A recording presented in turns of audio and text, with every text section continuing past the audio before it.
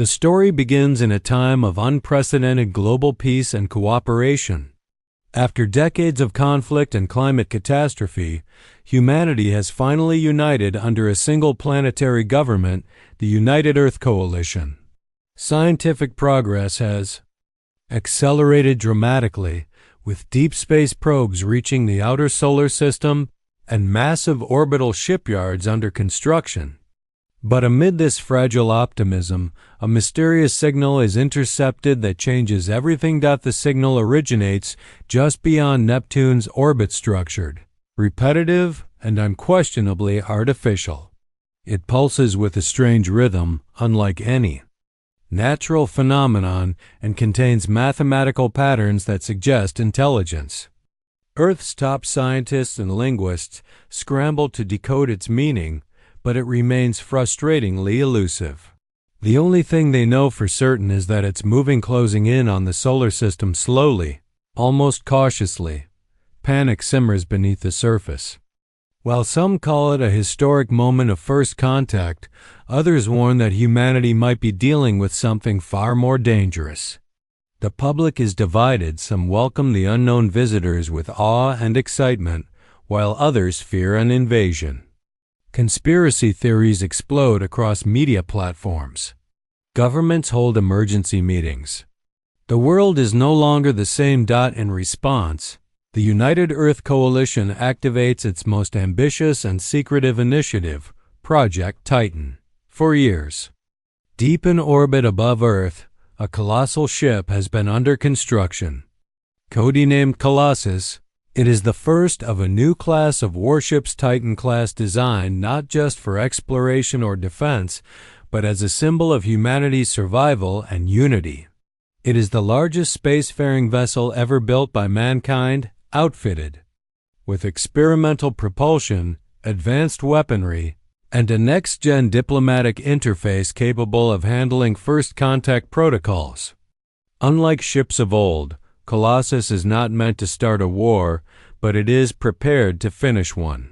The vessel carries a full crew of elite personnel: scientists, engineers, linguists, diplomats, and soldiers. At its heart is ISAC, a highly advanced artificial intelligence designed to handle interspecies communication, tactical analysis, and decision-making in scenarios where human instincts might fail. As the alien signal gets closer, deep space probes are deployed to intercept. What they discover is chilling: a massive object, far larger than any known spacecraft, gliding silently through the darkness.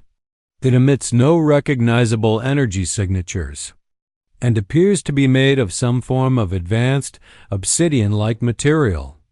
Even stranger, it doesn't respond to any communication attempts.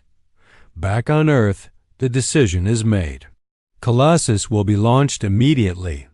The warship is to rendezvous with the unknown vessel at the edge of the solar system, where first contact will be attempted under strict protocols. But behind every order lies an unspoken fear. What if this isn't a meeting of minds, but the beginning of a silent invasion? As Colossus begins its slow ascent into orbit, the world watches. Millions gather in cities, glued to massive screens as the ship disappears into the black. Children are told they're witnessing history. Soldiers silently prepare for the worst. And far beyond the icy rings of Neptune, something waits.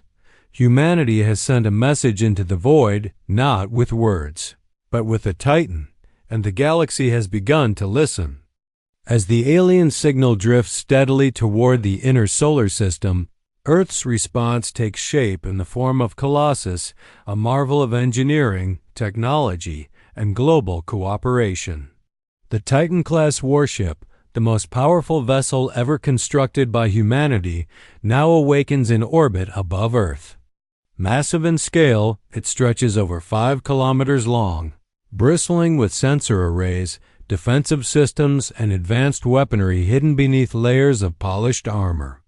More than just a weapon, Colossus is a diplomatic fortress, humanity's loudest and most deliberate answer to the unknown. Final preparations are underway aboard the orbital dry dock that has hosted Colossus since the beginning of Project Titan. Technicians run final diagnostics. Engineers lock down fusion reactors. Crew members say goodbye to loved ones, knowing their mission could end in glory or not at all. On board, the crew represents a cross-section of Earth's best minds and bravest souls: military commanders, xenolinguists, astrophysicists, cultural historians, and political envoys. Among them is Captain Alara Voss, a seasoned veteran of the Martian frontier and now the first human to lead an interstellar contact mission. The warship's core systems are powered by ISAA, Integrated Strategic Artificial Adaptive Core, an advanced artificial intelligence designed for rapid decision-making, alien language decryption, and command assistance. ISAAC is cold, logical, and utterly focused on the success of the mission. It lacks emotion but possesses a deep archive of human behavior and cultural nuance. ISAAC will play a key role in interpreting alien intent and potentially in defending humanity should diplomacy fail. As launch hour nears, Earth's leaders address the world. Standing beneath the shadow of the warship in low orbit, the Secretary General of the United Earth Coalition calls Colossus not a vessel of war, but a monument of survival. Yet even in his confident tone, the tension is obvious. No one knows what awaits beyond Neptune, only that whatever is coming chose to stay silent. With a deep hum that resonates through space, Colossus activates its fusion drives and begins a slow, deliberate burn away from Earth.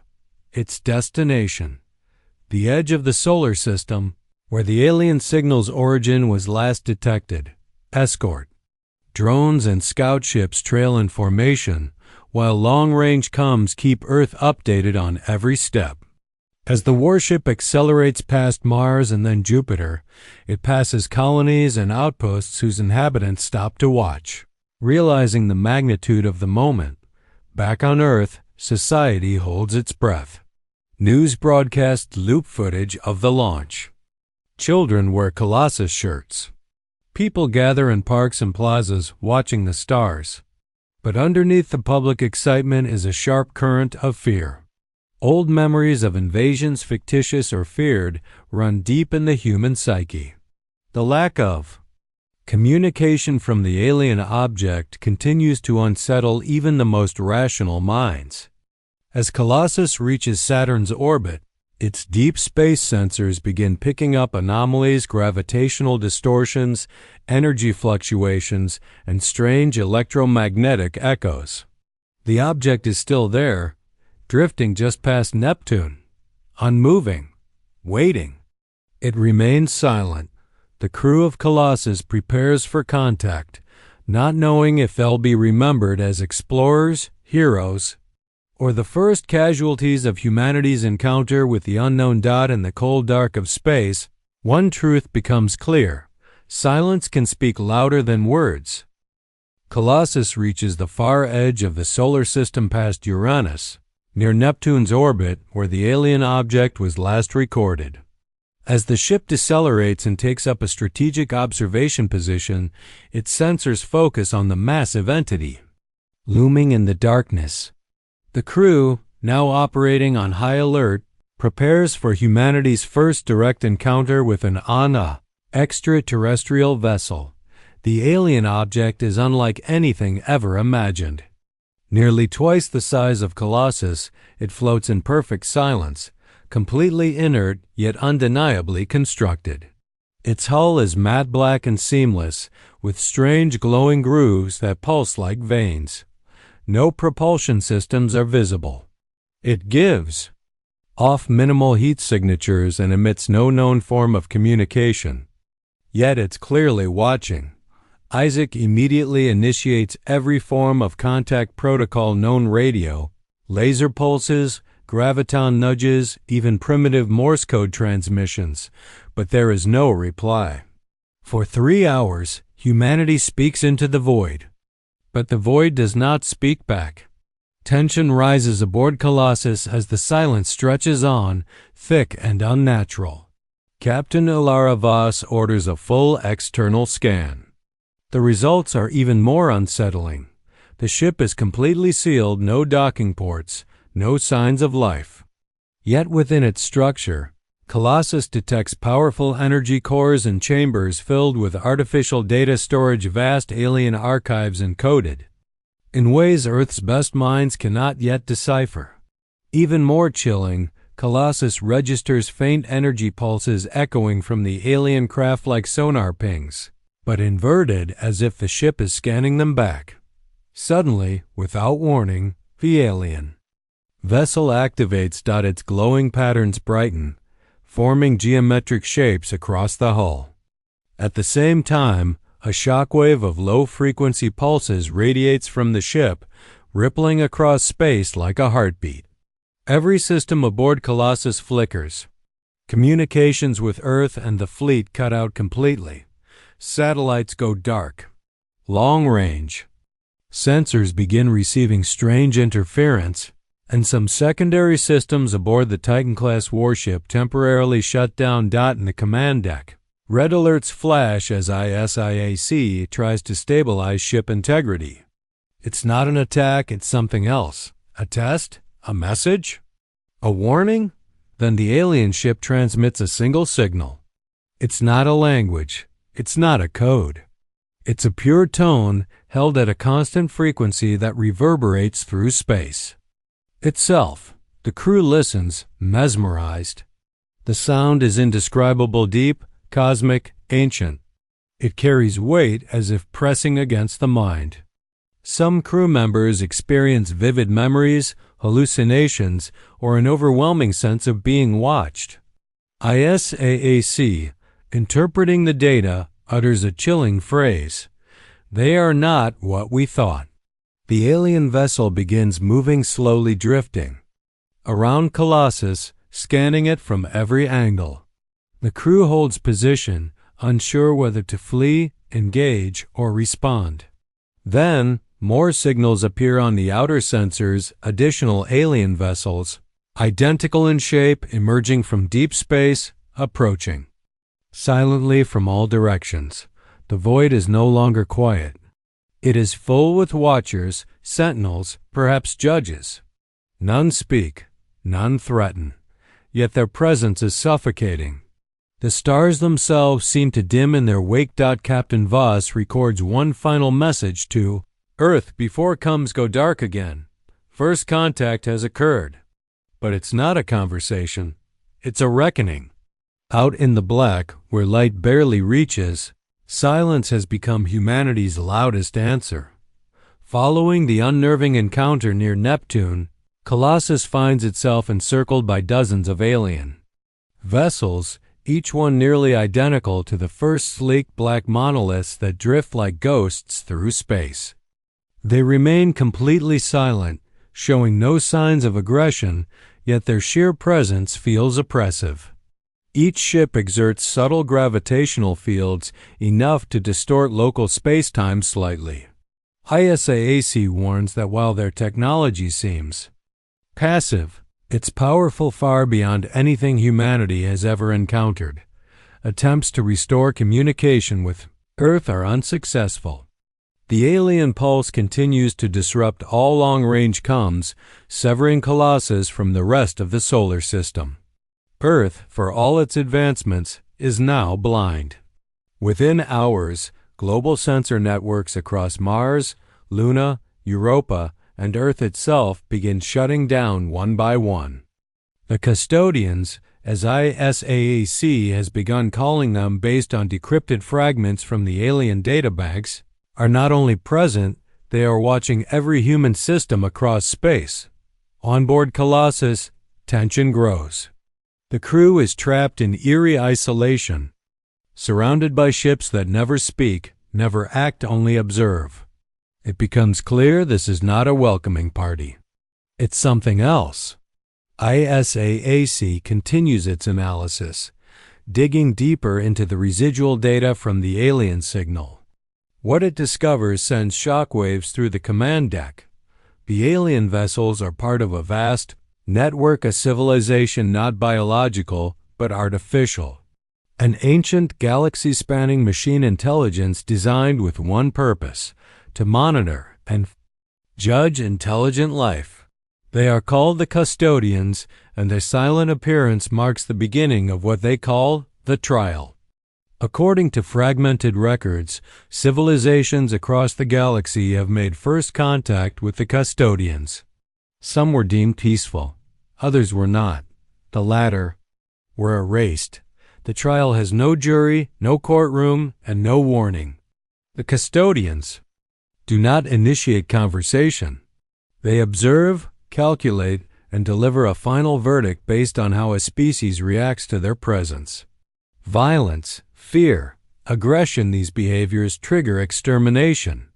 Passivity, understanding, and restraint may lead to survival. Now humanity is under observation, and time is running out. On Earth, chaos erupts. Without satellite communication or interplanetary data, misinformation spreads rapidly. Governments falter, militaries prepare for an invasion, and civilians riot or hide in fear. Human behavior begins to fracture under pressure, the very reaction that the custodians seem to be watching for. The world unknowingly plays into the trial's cold, silent logic. Aboard Colossus, Captain Voss resists the growing calls from her crew to arm weapons and strike first. She understands the trap. Any act of aggression could doom not just the ship, but the entire human race. But waiting in silence while Earth unravels is no better. ISAAC proposes an alternative. Show them who we are, not with weapons, but with culture, memory, and intent. The crew begins compiling a massive data transmission on music, mathematics, history, philosophy, everything that defines humanity beyond war. The custodians watch, unmoving. The trial has begun, and humanity must pass without knowing the rules. And in that great silence, in the dark between stars, Earth stands one heartbeat away from extinction, or the beginning of something greater. With Earth plunged into communication blackout and Colossus encircled by dozens of silent custodian vessels, Captain Ilara Voss faces the most critical decision in human history. ISAAC's analysis confirms that the custodians are not living beings, but ancient machines, automated judges of galactic civilizations left behind by an unknown progenitor race. Their mission is clear: observe emerging intelligent species and eliminate those deemed a threat to cosmic balance. The custodians never speak, never attack first. Instead, they watch. They catalog behavior, reactions, and decisions. History shows that any sign of violence, desperation, or uncontrolled fear during first contact leads to annihilation. It has happened before entire civilizations wiped clean from the stars, recorded only as silent warnings in the custodians' memory banks. Despite the panic erupting across the human colonies, Captain Voss refuses to respond with force. She and ISAAC decide that the only viable path is to communicate through action, to show humanity's potential not as conquerors, but as a species capable of empathy, reason, and peace. The crew assembles a massive cultural transmission, the likes of which has never been sent across space before. It is a living archive of humanity, symphonies by Beethoven and compositions from Asia and Africa, Michelangelo's art and Inuit carvings, scientific discoveries from Einstein to Hawking, the tragic beauty of Earth's wars and the hope that followed, poems, prayers, equations, protests, lullabies, all bundled into a compressed quantum data stream designed to be interpreted by any advanced intelligence. Meanwhile, ISAAC and the science team identify a potential entry point into one of the custodian ships, an indentation emitting faint data pings, almost like a handshake request. With permission from Captain Voss, a small diplomatic team boards a shuttle and enters the alien vessel Dot inside. They find no crew, only vast halls filled with glowing databanks, pulsating with light and encrypted signals. The architecture is impossibly advanced, yet symmetrical and purposeful. In the core of the vessel, they discover a memory chamber, a holographic library of galactic history. There, the team sees images and records of dozens of extinct civilizations, all erased following failed contact attempts. Some fought, some ran. None passed the trial. As the humans explore, the custodian ship begins to react. Holograms shift, data streams adapt, and the memory chamber projects Earth's cultural transmission in full. The alien systems analyze it in real time, every detail, every emotion. And then, for the first time, something changes. The lead custodian ship broadcasts a short signal, not in words, but in images. A single moment. A child looking up at the stars, her reflection mirrored in the eyes of another species. It's a message of acknowledgement, not approval, but recognition. Colossus receives a final transmission from the custodians. It is simple, clear, and haunting. The trial is suspended. Your voice has been heard.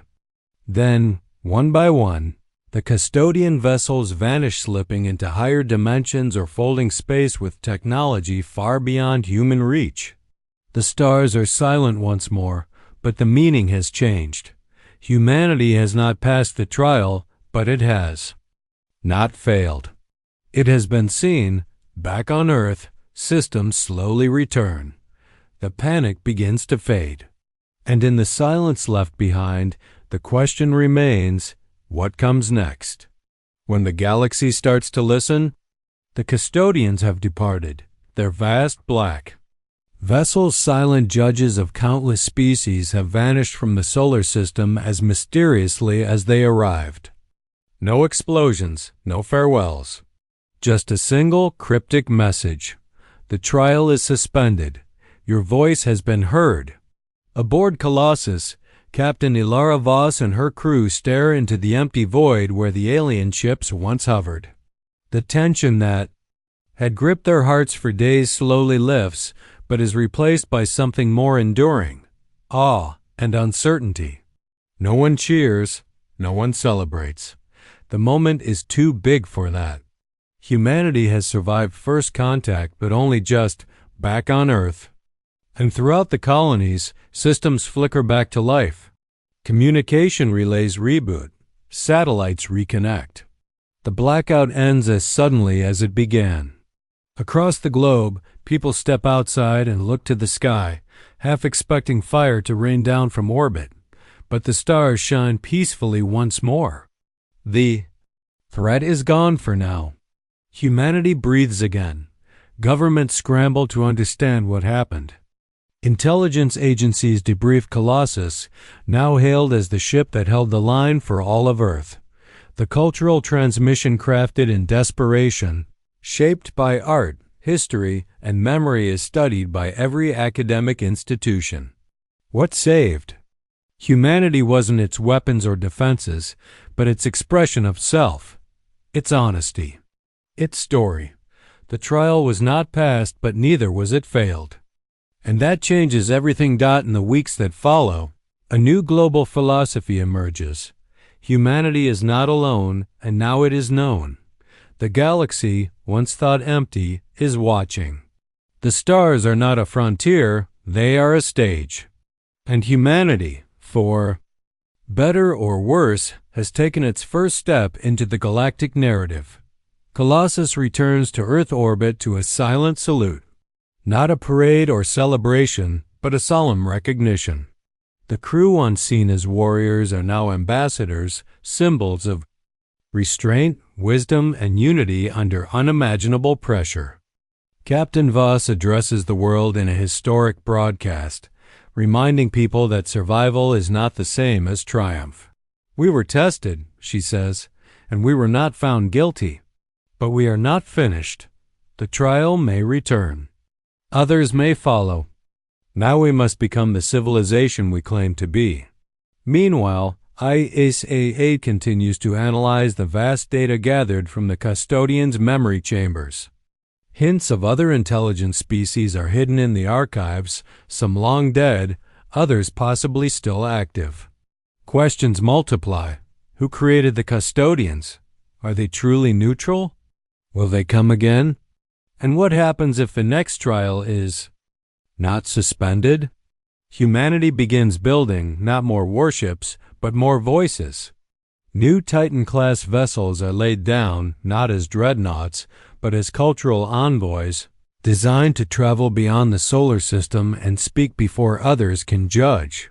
First contact was a warning shot across the bow of human arrogance. It reminded the world that being noticed by the cosmos is not a blessing, but a challenge.